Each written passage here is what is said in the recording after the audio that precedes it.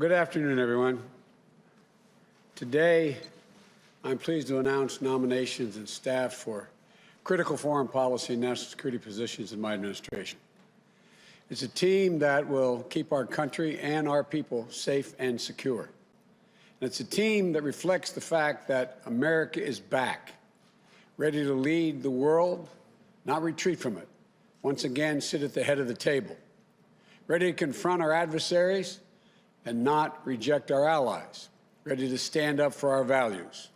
In fact, in calls from world leaders that I've had, about 18 of them or 20 so far, I'm not sure the exact number, in the weeks since we won the election, I've been struck by how much they're looking forward to the United States reasserting its historic role as a global leader, both in the Pacific as well as the Atlantic, all across the world.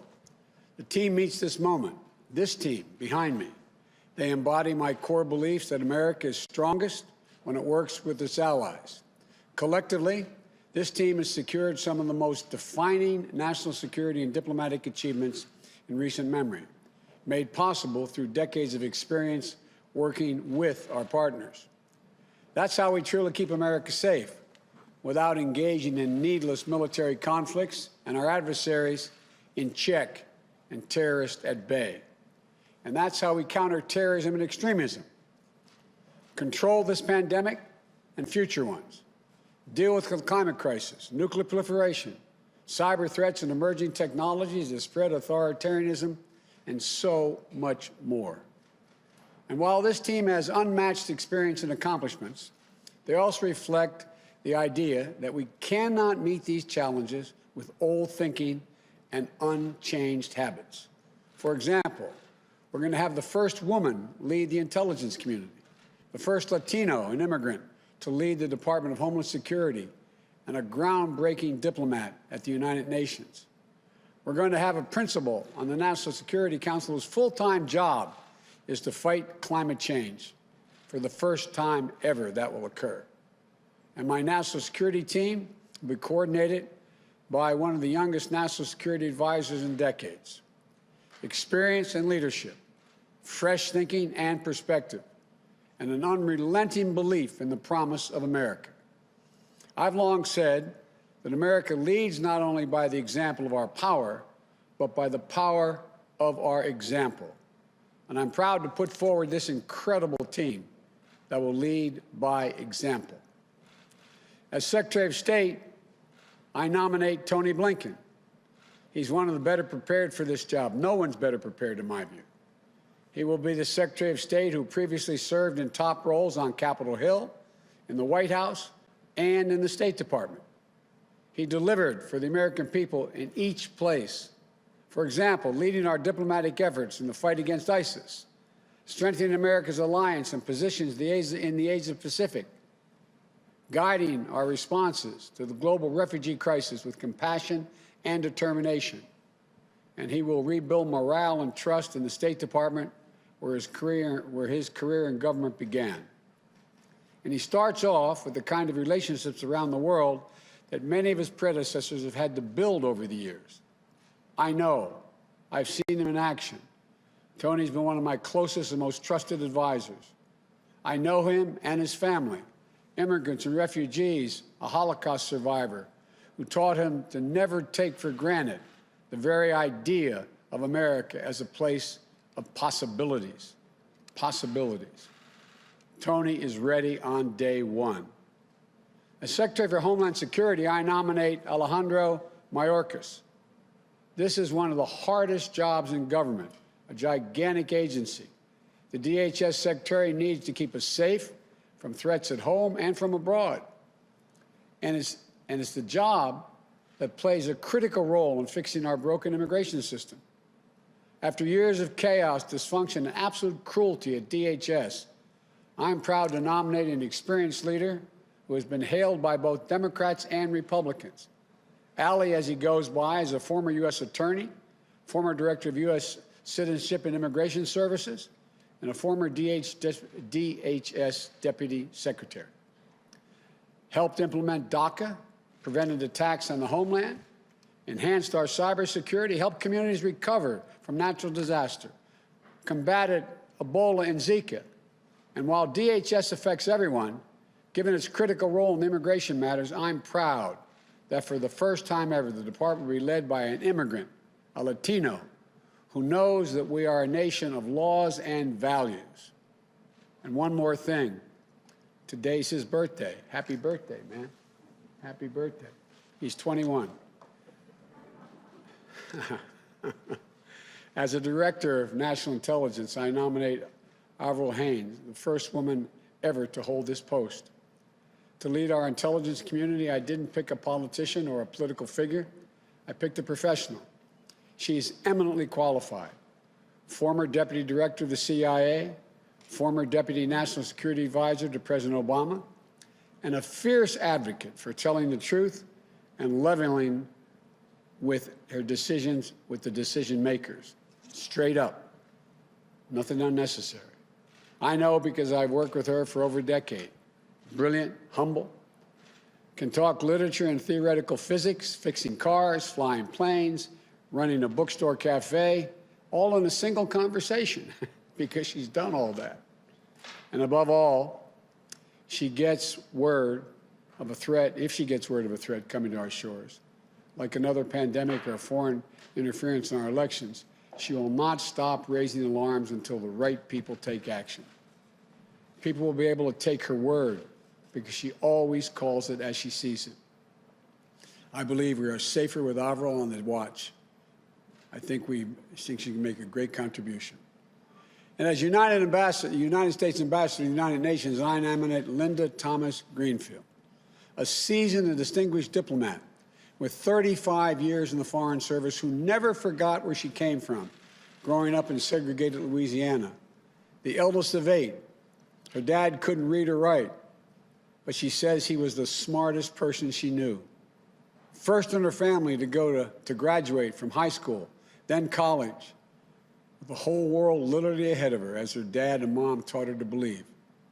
Post in Switzerland, Pakistan, Kenya, the Gambia, Nigeria, Jamaica, Liberia, where she was known as the People's Ambassador. Willing to meet with anyone, an ambassador, a student, working people struggling to get by, and always treating them with the same level of dignity and respect. She was our top State Department official in charge of African policy during the Ebola crisis.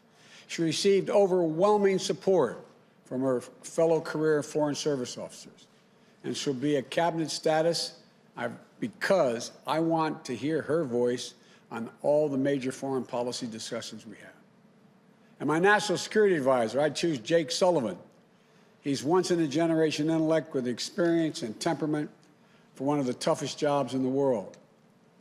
When I was vice president, he served as my national security advisor. He was a top advisor to Secretary of State Clinton. He helped lead the early negotiations that led to the Iran nuclear deal. He helped broker the Gaza ceasefire in 2012, played a key role in Asian-Pacific rebalance in our administration. And in this campaign for the presidency, he served as one of my most trusted advisors on both foreign and domestic policy, including help me develop our COVID-19 strategy. Jake understands my vision that economic security is national security, and it helps steer what I call a foreign policy for the middle class, for families like his growing up in Minnesota, where he was raised by parents who were educators and taught him the values of hard work, decency, service, and respect. What that means is to win the competition for the future, we need to keep us safe and secure and build back better than ever. We need to invest in our people, sharpen our innovative edge, unite the economic might of our democracies around the world to grow the middle class and reduce inequity, and do things like counter predatory trade practices that our competitors and our adversaries. And before I talk about the final person today, let me talk about this new position. For the first time ever, the United States will have a full-time climate leader who participate in ministerial-level meetings. And that's a fancy way of saying they'll have a seat at every table around the world. For the first time ever, there will be a principal on the National Security Council who can make sure climate change is on the agenda in the Situation Room. For the first time ever, we will have a presidential envoy on climate. He will be matched with high-level White House climate policy coordinator and policy-making structure to be announced in December. And that'll lead efforts here in the United States to combat the climate crisis, mobilize action to meet the existential threat that we face. Let me be clear. I don't for a minute underestimate the difficulties of meeting my bold commitments to fighting climate change. But at the same time, no one should underestimate for a minute my determination to do just that. And as for the man himself, if I had a former Secretary of State who helped negotiate the Paris Climate Accord, or a former presidential nominee, or a former leading senator, or the head of a major climate organization for the job, they would show my commitment to the United States and the whole world. The fact that I picked the one person who is all of these things speaks unambiguously to my commitment. The world will know that with one of my closest friends, John Kerry, he's speaking for America on one of the most pressing threats of our time. No one I trust more. To this team, I thank them for accepting this call to service. And for their families, I thank you all for your sacrifice. You know, we could not do this without you, in my view. Together, these public servants will restore America globally, its global leadership, and its moral leadership, and will ensure that our service members, diplomats, and intelligence professionals can do their job free of politics. They'll not only repair, they'll also reimagine American foreign policy and national security for the next generation. And they'll tell me what I need to know, not what I want to know, what I need to know. To the American people, this team will make us proud to be Americans. And as more states certify the results of this election, there's progress to wrap up our victory. You know, I'm pleased to have received the ascertainment from GSA to carry out a smooth and peaceful transition of power, so our teams can prepare to meet the challenges at hand, to control the pandemic, to build back better, and to protect the safety and security of the American people. And to the United States Senate, I hope these outstanding nominees received a prompt hearing and that we can work across the aisle in good faith to move forward for the country. Let's begin that work to heal and unite America as well as the world. I want to thank you all. May God bless you. May God protect our troops. And now I turn this over, this new team, starting with our next Secretary of State, Tony Blinken. Good afternoon. Mr. President-elect, Vice President-elect Harris, thank you for your trust and your confidence. If confirmed by the United States Senate, I will do everything I can to earn it. Mr. President-elect, working for you, having you as a mentor and friend, has been the greatest privilege of my professional life. So many people have brought me to this day, from college classmates to bandmates, my colleagues in the Clinton and Obama administrations, in the Senate, and at the State Department. I thank them all, and I ask forgiveness for my insatiable appetite for bad puns. Mostly, I'd like to thank my family, sisters and sisters-in-law, brothers-in-law, nieces and nephews, my wonderful in-laws, the Ryans, and especially my wife, Evan Ryan, and our children, John and Lila. They are truly my greatest blessings. For my family, as for so many generations of Americans, America has literally been the last best hope on earth. My grandfather, Maurice Blinken, fled pogroms in Russia and made a new life in America. His son, my father, Donald Blinken, served in the United States Air Force during World War II and then as a United States ambassador. He is my role model and my hero. His wife, Vera Blinken, fled communist Hungary as a young girl and helped future generations of refugees come to America. My mother, Judith Pizarro, builds bridges between America and the world through arts and culture. She is my greatest champion.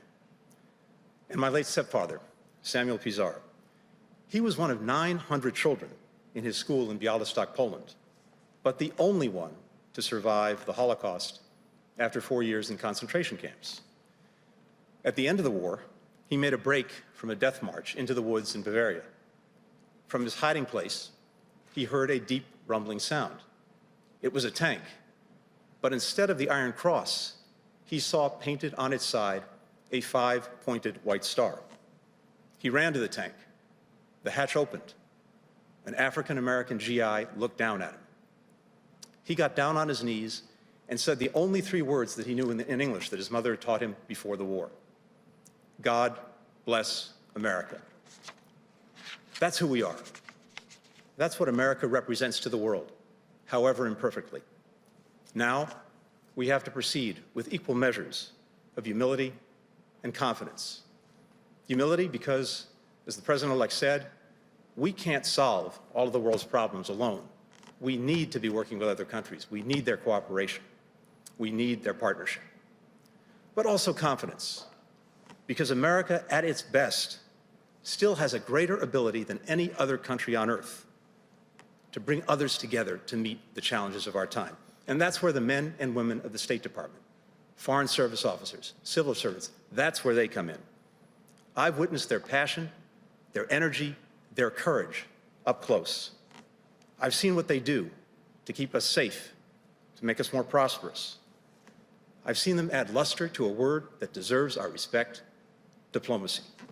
If confirmed, it will be the honor of my life to help guide them. And so thank you all, and may God bless America. Good afternoon, Mr. President-elect, Madam Vice President-elect. Thank you for placing your trust in me to lead the Department of Homeland Security. Thank you for the privilege of returning, with the consent of the Senate, to government service as a member of your administration. It is the honor of a lifetime. The Department of Homeland Security has a noble mission to help keep us safe and to advance our proud history as a country of welcome. There are more than 240,000 career employees who selflessly dedicate their talent and energy to this mission. Many risk their lives in doing so. I would be honored to return to the department and support these dedicated public servants in fulfilling their responsibilities and realizing our country's greatest hopes, all in partnership with the communities we serve. For 12 years, I had the privilege to stand in a federal courtroom and announce Alejandro Mayorkas on behalf of the United States of America. The words, "on behalf of the United States of America," meant everything to me and to my parents, whom I think of today and every day. My father and mother brought me to this country to escape communism. They cherished our democracy and were intensely proud to become United States citizens, as was I.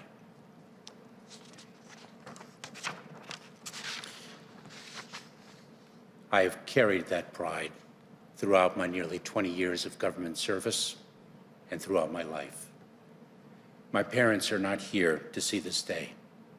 Mr. President-elect, Madam Vice President-elect, please know that I will work day and night in the service of our nation to ably lead the men and women of the United States Department of Homeland Security and to bring honor to my parents and to the trust you have placed in me to carry your vision for our country forward.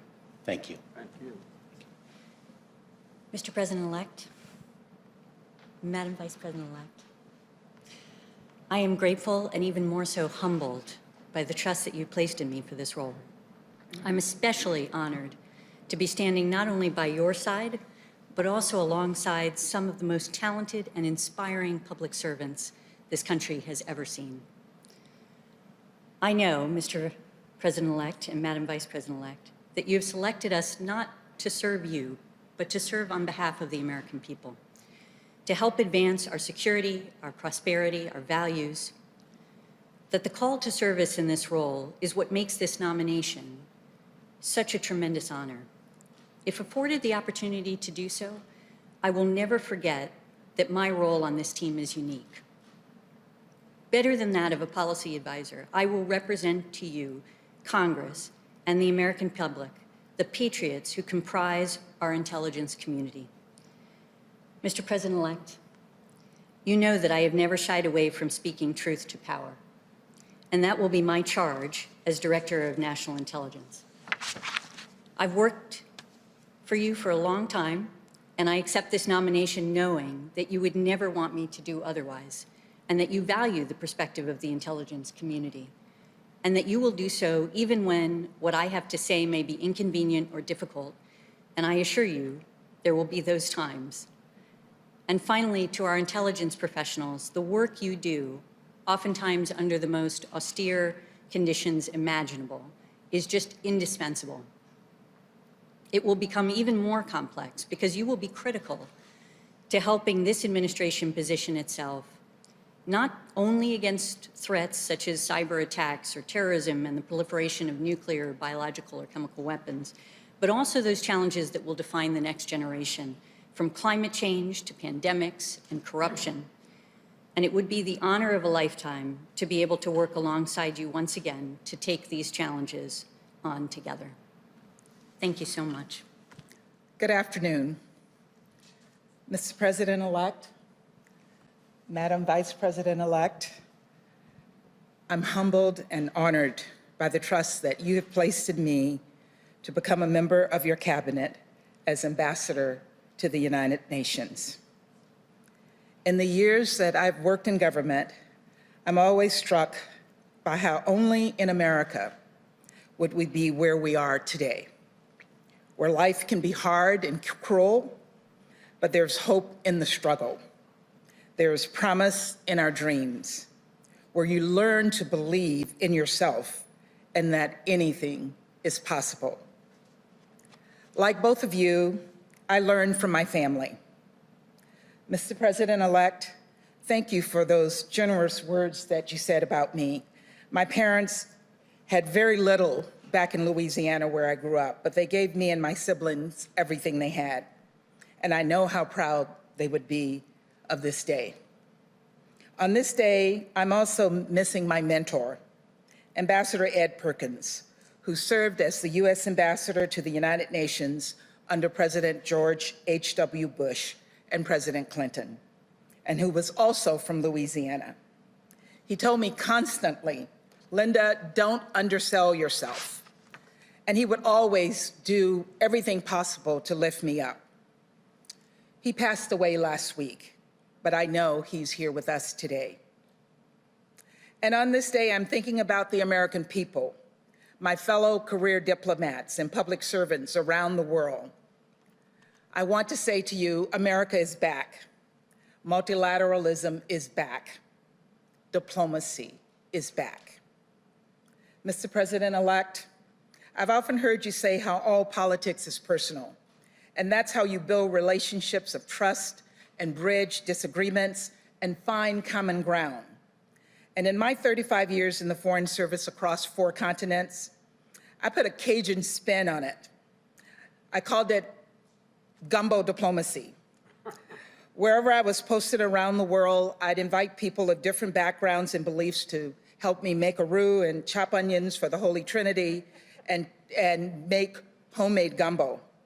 It was my way of breaking down barriers, connecting with people, and starting to see each other on a human level. A bit of lagniappe is what we say in Louisiana. That's the charge in front of us today. The challenges we face, a global pandemic, the global economy, the global climate change crisis, mass migration and extreme poverty, social justice, are unrelenting and interconnected, but they're not unresolvable if America is leading the way. Thank you. Mr. President-elect, Madam Vice President-elect, thank you. Mr. President-elect, I am honored and humbled by the immense responsibility that you placed in me of being your national security advisor. I pledge to you and to the American people that I will work relentlessly in service of the mission you have given us, to keep our country and our people safe, to advance our national interests, and to defend our values. I pledge to the exceptional national security team you see behind me, and to the brilliant and diverse career professionals across our government, that I will manage a humane and rigorous decision-making process that honors their work. And I pledge to my parents, who taught my brothers, my sister, and me to work hard, tell the truth, and serve others, that I will do my utmost to make you proud. Sir, we will be vigilant in the face of enduring threats, from nuclear weapons to terrorism. But you have also tasked us with reimagining our national security for the unprecedented combination of crises we face at home and abroad: the pandemic, the economic crisis, the climate crisis, technological disruption, threats to democracy, racial injustice, and inequality in all forms. The work of the team behind me today will contribute to progress across all of these fronts. You have also tasked us with putting people at the center of our foreign policy. You've told us that the alliances we rebuild, the institutions we lead, the agreements we sign, all of them should be judged by a basic question: will this make life better, easier, safer for families across this country? Our foreign policy has to deliver for these families. And perhaps most importantly, you've tasked us with helping unite America, as you said in your remarks, through our work to pull people together to tackle big challenges. My wife, Maggie, the love of my life and my partner in all things, served as a senior advisor to Senator John McCain. She and I shared this commitment to common ground deep in our bones. To the American people, I had the honor of serving as Joe Biden's national security advisor when he was vice president. I learned a lot, about diplomacy, about strategy, about policy, but most importantly, about human nature. I watched him pair strength and resolve with humanity and empathy. That is the person America elected, and that is also America at its best. So, Mr. President-elect, thank you for giving this kid from the heartland an extraordinary opportunity to serve the country I love. Mr. President-elect, Vice President-elect Harris, thank you, Mr. President-elect, for your generous words. And most of all, thank you for the trust and the responsibility of this appointment. I will do all in my power to live up to your expectations and to this moment for our country and for the world. And I begin by thanking my family for empowering me and encouraging me to take this task on. Secretary-designate Blinken, we've worked together for many years on the Foreign Relations Committee and at Foggy Bottom, and it will be a huge pleasure to partner with you again. You will be a terrific secretary. Mr. President-elect, you've put forward a bold, transformative climate plan. But you've also underscored that no country alone can solve this challenge. Even the United States, for all of our industrial strength, is responsible for only 13% of global emissions. To end this crisis, the whole world must come together. You're right to rejoin Paris on day one, and you're right to recognize that Paris alone is not enough. At the global meeting in Glasgow 1 year from now, all nations must raise ambition together, or we will all fail together. And failure is not an option. Succeeding together means tapping into the best of American ingenuity, creativity, and diplomacy, from brain power to alternative energy power, using every tool we have to get where we have to go. No one should doubt the determination of this president and vice president. They shouldn't doubt the determination of a country that went to the moon, cured supposedly incurable diseases, and beat back global tyranny to win World War II.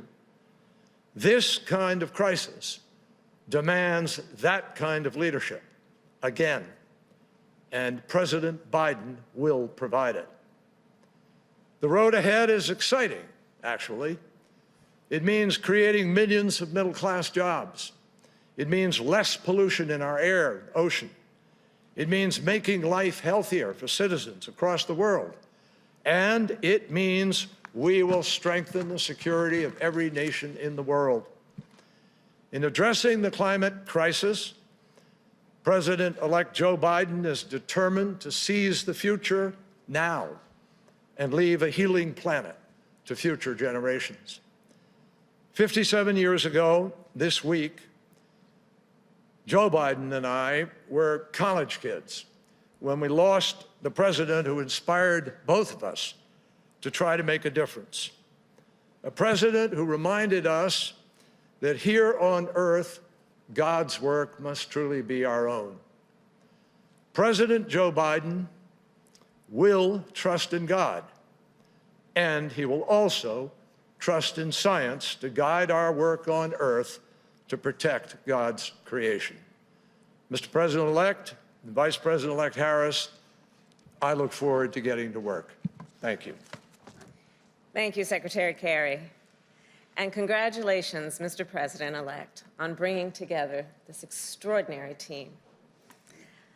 I have always believed in the nobility of public service, and these Americans embody it.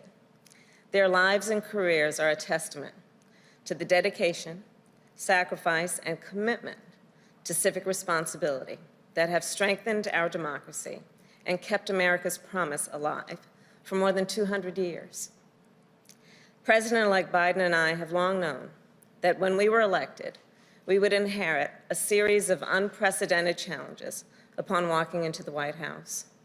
Addressing these challenges starts with getting this pandemic under control, opening our economy responsibly, and making sure it works for working people. And we also know that our challenges will require us here at home to overcome those issues that block our ability to proceed. Our challenge here is a necessary foundation for restoring and advancing our leadership around the world. And we are ready for that work. We will need to reassemble and renew America's alliances, rebuild and strengthen the national security and foreign policy institutions that keep us safe and advance our nation's interests, and confront and combat the existential threat of climate change that endangers us all. I take these issues very seriously. My whole career has been about keeping people safe, from serving as district attorney to California's Attorney General to the United States Senate, where I have served on the Intelligence and Homeland Security committees. I have come to know firsthand the gravity of the challenges and threats facing the United States. And over the past few months, I have also come to know the sound judgment, expertise, and character of the people on this stage. I can say with confidence that they are, to a person, the right women and men for these critical positions. And I look forward to working alongside them on behalf of the American people and on behalf of a president who will ask tough questions, demand that we be guided by facts, and expect our team to speak the truth, no matter what. A president who will be focused on one thing and one thing only, doing what is best for the people of the United States of America. When Joe asked me to be his running mate, he told me about his commitment to making sure we selected a cabinet that looks like America, that reflects the best of our nation. And that's what we have done. Today's nominees and appointees come from different places. They bring a range of different life and professional experiences and perspectives. And they also share something else in common, an unwavering belief in America's ideals, an unshakable commitment to democracy, human rights, and the rule of law. And they understand the indispensable role of America's leadership in the world. These women and men are patriots and public servants to their core. And they are leaders, the leaders we need to meet the challenges of this moment and those that lie ahead. Thank you. Thank all of you for accepting. We appreciate it. Thank you. All right. Thank you, folks.